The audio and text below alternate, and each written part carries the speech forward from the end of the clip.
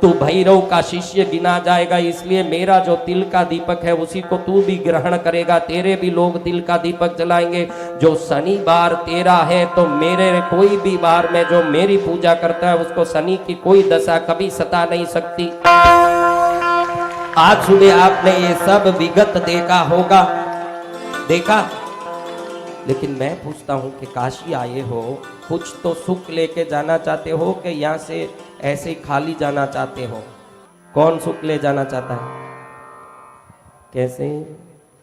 जो खाली खाली आए थे ओ झोली भर के चले गए, जो खाली खाली आए थे वो झोली भर के चले गए, जो झोली भर के आए थे। अरे महाराज हमारा तो पहली से ही झोली भरा था, फिर क्या झोली भरे, हमारा तो झोली पहले से भरी। अरे मूर्ख तेरी झोली भरी है, मैं भी कम नहीं हूँ। जो झोली भर के आया था ओ बोरी भर के चले गए, खाली आया था वो झोली भर के चले गए, तो खाली खाली आया था वो झोली भर के चले गए।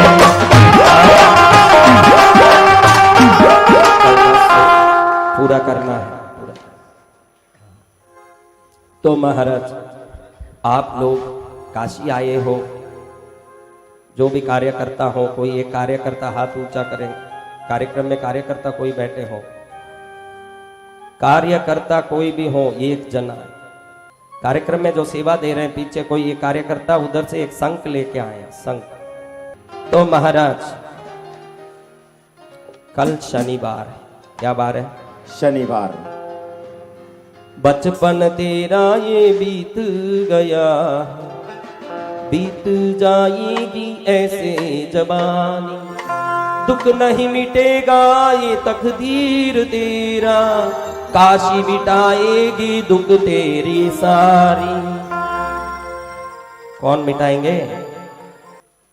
कौन मिटाएंगे दुख? कौन मिटाएंगे?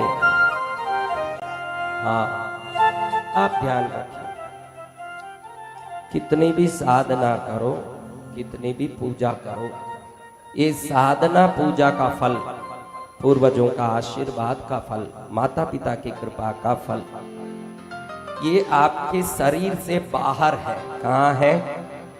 और शरीर को शुद्ध करना, शरीर पर तिलक करना, पूजा करना, ये सभी शरीर में रहे हुए चक्रों में संचित होते हैं। और पूर्वजों के आराधना के आशीर्वाद के, हमारे देव पूजा के फल शरीर से बाहर है, क्योंकि आपके पाप सब राहु के अंतर्गत है। किसी के अंतर्गत? राहु के। कुंडली कौन जानते हैं? कुंडली, जन्म कुंडली देखना कौन जानते हैं? इसमें कोई ऐसे हो तो महाराज उन 12 भावों में ग्रहों के अंतर्गत 12 जो भाव हैं, उस 12 भाव में राहु केतु दिखाओ, लेकिन इस ब्रह्मांड के संचार में ग्रह 9 दिखाते हैं कि राहु केतु को ग्रह मानते हैं कि छाया मानते हैं? महाराज क्या मानते हैं? तो फिर छाया आपकी काया में कैसे हो सकती है महाराज? कभी किसी ने नहीं सोचा? तो एक विशिष्ट बात आपको समझाऊं। आप जब चलते हो ना, इसलिए धूप में चलो, बड़े लोग बोलते हैं ना धूप में चलो, रख दे रहे, धूप में चलो बोलते हैं ना बड़े लोग, शाम के धूप में चलो। Evening sun is healthy for body, ऐसे इंग्लिश में कहते हैं। उनको मालूम नहीं किस लिए कहते हैं, क्योंकि शाम में जब धूप में चलोगे लंबी छाया आपके साथ चलेगी। सामने सीधा सूर्य हो ऊपर आप चलोगे तो छाया लंबी नहीं चलेगी, जैसे जैसे सूर्य तिरछा होगा छाया लंबी होती जाएगी। और जब जब छाया लंबी होगी, छाया ग्रह होने से राहु केतु मजबूत होंगे, आपके शरीर में बल बढ़ेगा। किसी को छाया का शक्ति मालूम नहीं है कि छाया क्या काम करता है। वो शरीर पर नजर उतारता है, वो शरीर को नाके शुद्ध करता है। लेकिन आपके दादा परदादा ने किए जो पाप, मेरे परदादा का पाप मुझे क्या करेगा महाराज? अरे नहीं करता होता तो उस घर में क्यों जन्म लिया जिस घर में झोपड़ी है? सब लोग राजा के घर में क्यों जन्म नहीं लिए?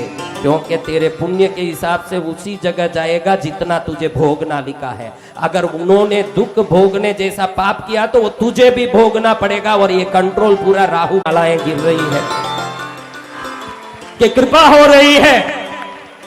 आपके पूर्वजों के पाप पुण्य के एक स्थिति में आप उस घर में जाते हो, अगर उन्होंने कर्ज लिया रखा है और मर गए और कर्जदार गला दबाए, किसको चुकाना पड़े महाराज बोलिए? हाँ, फिर उनका पाप सिर पर चढ़ा। और अगर उन्होंने राजमहल बना दिया और मर गए तो राजमहल में भोगेंगे कौन महाराज? तो उनका पाप पुण्य तो साथ ही चल रहा है, उनका पुण्य हमको मिल गया, उनका पाप हम पर मंडरा रहा है, हो रहा है कि नहीं? तो ये राहु के कंट्रोल में। और केतु के कंट्रोल में क्या है? आपको खूब देना और आपको मोक्ष तक देना। जो ज्योतिष जानते हैं, ऐसे हाथ उठाए किया, उनको मालूम है कि भारवा ये भाव केतु का मोक्ष का घर माना जाता है। मोक्ष दे केतु और पाप ताप का हिसाब करे राहु। आपको किसी ने नजर डाला हो महाराज, आपको किसी ने दुख दिया हो महाराज, आपको संकट आया हो, तो ये सब राहु दे रहे हैं। क्या दे रहे हैं?